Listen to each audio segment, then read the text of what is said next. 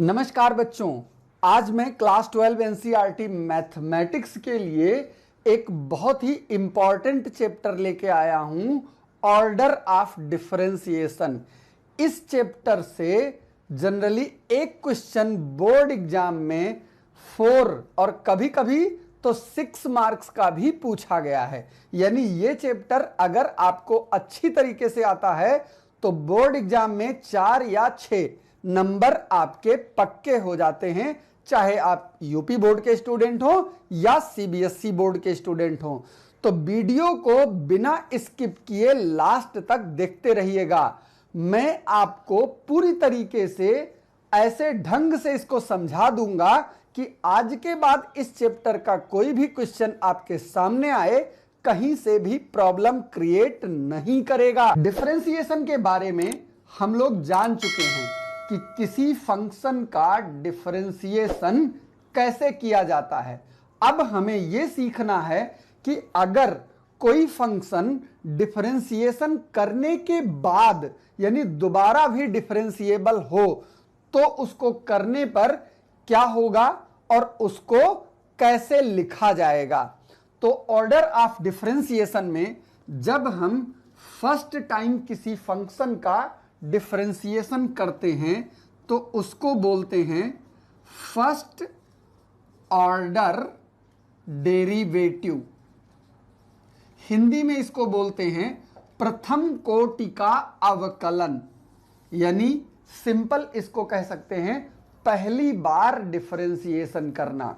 तो जब किसी फंक्शन का पहली बार डिफरेंशिएशन किया जाता है तब उसको हम लिखते हैं d D x of y. कोई जरूरी नहीं है यही चीज लिखा जाए, इसको हम दूसरे टर्म में यानी कि फंक्शन जनरली एफ एक्स के टर्म में आ सकता है। तो इस डिफरेंशिएशन को एफ डैक्स भी लिखा आपको दिख सकता है। कई जगह पे इसकी जगह पे y1 लिखा मिल सकता है, कहीं कहीं पे y के ऊपर डैश लिखा मिल जाता है और कहीं कहीं पे तो कैपिटल डी वाई लिखा मिल जाता है। इस तरीके से कुछ भी लिखा हो सबका मतलब एक ही है, यानी कि उसका मीन्स हो गया फर्स्ट टाइम डिफरेंशिएशन किया गया होगा विथ रिस्पेक्ट टू वेरिएबल, जो क्वेश्चन में वेरिएबल आया हुआ हो। अगर इसके बाद भी जो आंसर है वो डिफरेंशिएबल है तब उसको हम बोलते हैं सेकेंड ऑर्डर डेरिवेटिव, यानी कि द्वितीय कोटि का अवकलन, या कह लीजिए दूसरी बार डिफरेंशिएशन करना। तो जब हम दूसरी बार डिफरेंशिएशन करते हैं तो इसमें क्या होता है, ये जो डी वाई है इसके ऊपर पावर लग जाती है, d two y upon d x square. ये सेकेंड ऑर्डर डेरिवेटिव का डिनोमिनेशन है। एफ डैश एक्स के जैसा अगर लिखना हो तो इसके ऊपर मुझे 2 डैश लगाने पड़ेंगे। अगर y1 के टर्म में लिखना हो तो सेकेंड ऑर्डर को y2 लिखा जाता है, और अगर y डैश के टर्म में लिखना हो तो इसके ऊपर हम 2 बार डैश लगाते हैं। ठीक इसी तरीके से अगर कैपिटल D के टर्म में लिखना हो तो d2y लिखा जाता है। यह आपका सेकेंड ऑर्डर डेरिवेटिव है। अगर आपको थर्ड टाइम डेरिवेटिव करना पड़े यानी कि थर्ड ऑर्डर डेरिवेटिव, तो थर्ड ऑर्डर डेरिवेटिव का मीन्स हो गया तृतीय कोटि का अवकलन, या कह लीजिए तीसरी बार डिफरेंशिएशन करना। तो जब तीसरी बार डिफरेंशिएशन करूंगा तो जहां पे ये पावर 2 था वहां पे पावर 3 लग जाएगा। इसी तरीके से यहां पे जो ये सिंगल डैश डबल डैश था वो 3 बार डैश हो जाएगा। ये जो नंबर है y2 इसको हम y3 लिख देंगे, y डैश को y ट्रिपल डैश लिख देंगे, या फिर d to the power 3y लिख देंगे। इस तरीके से कुछ भी हम लिख सकते हैं और ये डिपेंड करेगा कि किसी फंक्शन को कितनी बार डेरिवेटिव करना है। अब ये क्वेश्चन की डिमांड पर डिपेंड करता है कि 3 बार डेरिवेटिव करना है, 4 बार करना है, 5 बार करना है। लेकिन आपके एग्जाम में अब तक जो क्वेश्चन आए हैं वो 4 बार से ज्यादा डेरिवेटिव नहीं पूछा गया है। 4 बार होगा तो ये जहां जहां 3 लगा हुआ है वहां वहां पे 4 हो जाएगा। क्वेश्चन लगाना बहुत आसान होता है। अगर आपको डिफरेंशिएशन आता है तो आप इसका क्वेश्चन बहुत आसानी से लगा सकते हो। हम आपको एक एग्जाम्पल पर लेके चलते हैं। ये आपके सामने एक एग्जाम्पल लिखा हुआ है, इसमें y is equal to x to the power 5 plus 3x to the power 4 minus 4x cube plus 2x minus 1, और इसमें आपको फाइंड करना है d4y by d x to the power 4। यानी मुझे इसको फोर्थ ऑर्डर डेरिवेटिव यानी 4 बार डिफरेंशिएशन करना है, और डिफरेंशिएशन करना आप जानते हो, तो डायरेक्ट आप लिखोगे differentiate with respect to x, क्योंकि इसमें वेरिएबल x है। तो जब y का फर्स्ट ऑर्डर डेरिवेटिव करूंगा तो d D x of y लिखूंगा, और इसका डिफरेंशिएशन करना जानते हो, ये सारे नॉर्मल डिफरेंशिएशन है। तो x to the power n के हिसाब से x टू दी पावर 5 का derivative 5x to the power 4 होगा, प्लस ये पावर मल्टीप्लाई हो जाएगी तो 4 3 जा 12 x to the power 3 minus 3 4 जा 12 x स्क्वायर, और प्लस 2 x का डेरिवेटिव 1 होता है और 1 का डेरिवेटिव 0 हो जाता है। ये हमारा फर्स्ट ऑर्डर डेरिवेटिव हो गया। जब दोबारा करूंगा तो मुझे लिखना पड़ेगा again differentiate with respect to x। जब दोबारा इसी का डेरिवेटिव करूंगा तो दोबारा डेरिवेटिव करने पे d पे ऊपर पावर चलेगी और नीचे x पे पावर चलेगी। ये second order derivative. Differentiation same process से 4 5 जा 20 x to the power 3 plus 12 3 जा 36 x स्क्वेयर माइनस 12 2 जा 24 x, और 2 का डेरिवेटिव 0 हो गया। जब थर्ड ऑर्डर करूंगा तो फिर से again differentiate with respect to x। दोबारा जब डेरिवेटिव करूंगा तो third time derivative d cube y by d x cube, 3 से मल्टीप्लाई हो जाएगा 60x स्क्वायर, हर बार पावर एक कम होती चली जाती है, 36 2 जा 72x और माइनस 24, क्योंकि x का डिफरेंशिएशन 1 हो जाता है। ये 3 बार डेरिवेटिव हो गया, बट हमें 4 बार चाहिए तो एक बार और। Again differentiate with respect to x, मैं इधर लिख देता हूं तो ये हो जाएगा d to the power 4y by d x to the power 4। तो जब इसका डेरिवेटिव करोगे तो फिर से 2 से मल्टीप्लाई हो जाएगा, तो ये हो गया 120x, यहां पे x का 1 हो जाता है तो प्लस 72 और कांस्टेंट का 0 हो जाता है, तो यही हमारा आंसर हो गया। तो इस तरीके से किसी क्वेश्चन का जितनी बार डिफरेंशिएशन करना हो आसानी से किया जा सकता है। एक एग्जाम्पल और देखते हैं और अच्छे से समझ में आए। एक एग्जाम्पल ये देखिए, आपके सामने लिखा हुआ है कि अगर y इज इक्वल टू ये हो तो आपको इतना प्रूव करना है।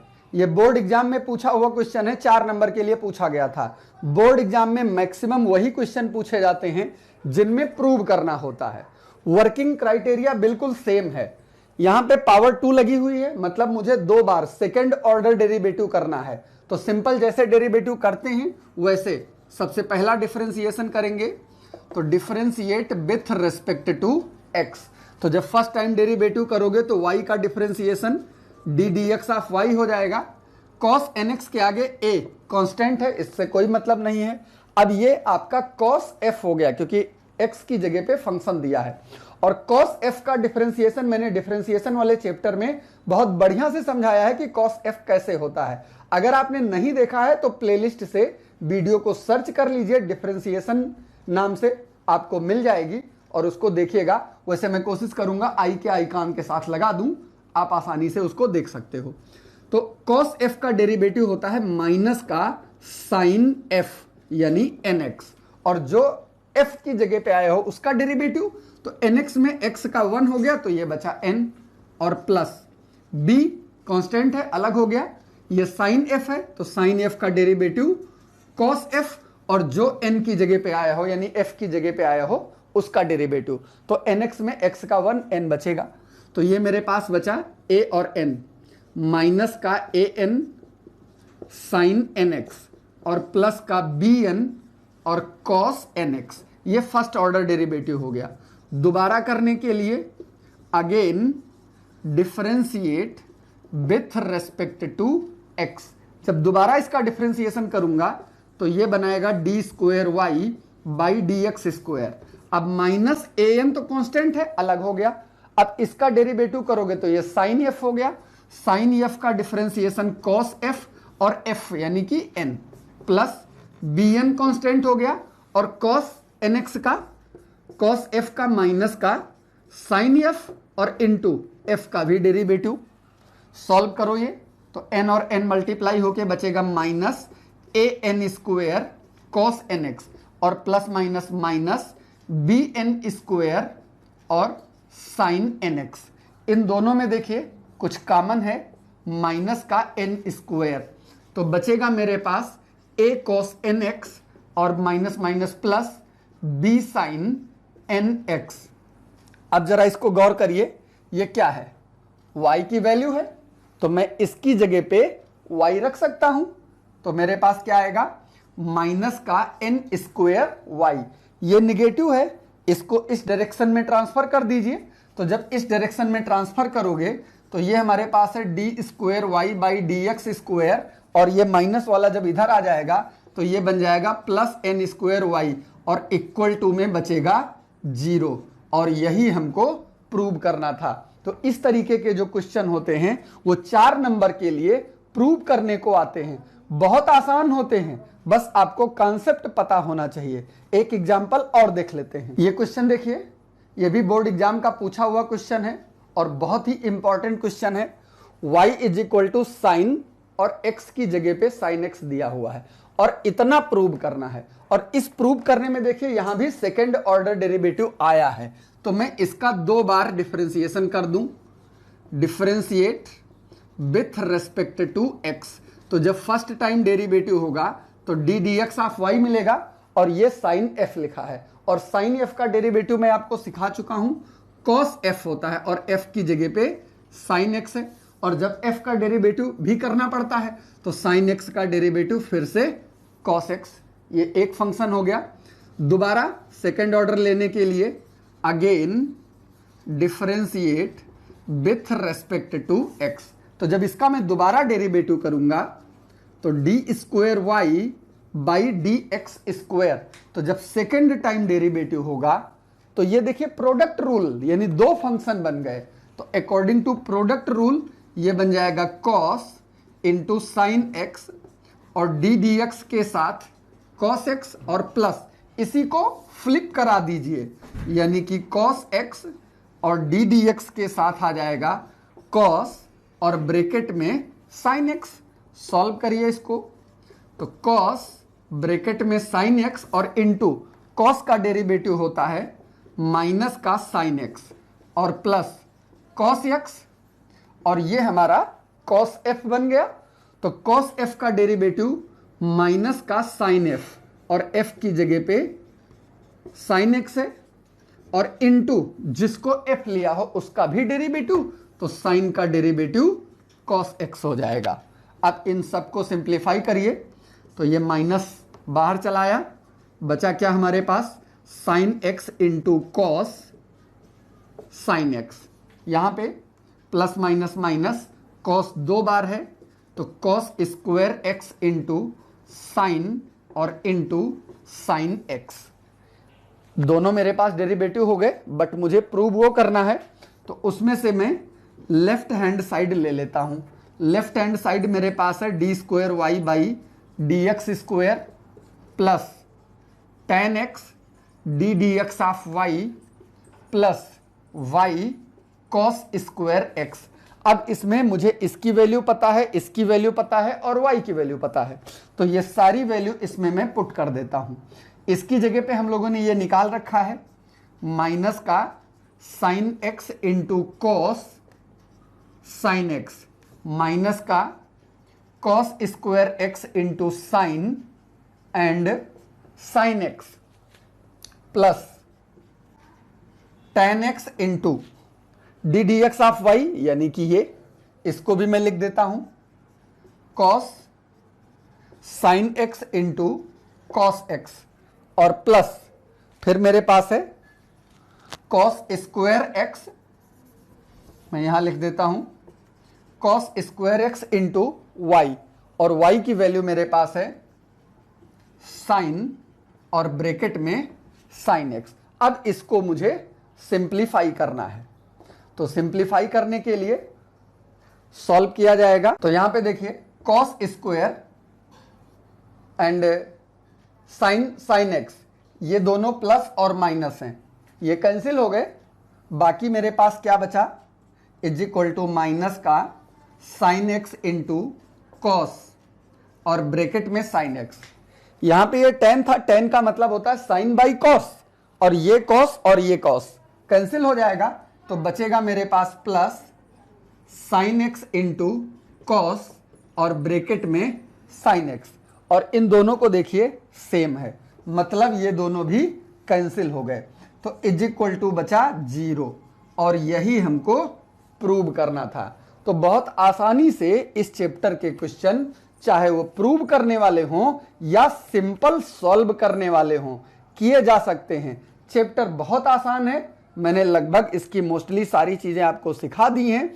फिर भी अगर आपको कोई प्रॉब्लम होती है, कोई क्वेश्चन नहीं समझ पाते हैं, तो आप हमें कमेंट करके बताइएगा। बहुत जल्दी मैं इस चैप्टर के सिर्फ इंपॉर्टेंट क्वेश्चन जो किसी न किसी बोर्ड एग्जाम में पूछे गए हों उनको लेकर आऊंगा, और गारंटी होगी कि आप हर हालत में अपने एग्जाम को क्वालिफाई जरूर कर जाओ। इसी के साथ आज की वीडियो यही समाप्त करता हूं। बहुत जल्दी किसी नए टॉपिक और नए वीडियो पर फिर मुलाकात होगी। तब तक के लिए नमस्कार। आप देखते रहिए मैथमेटिक्स ज्ञान।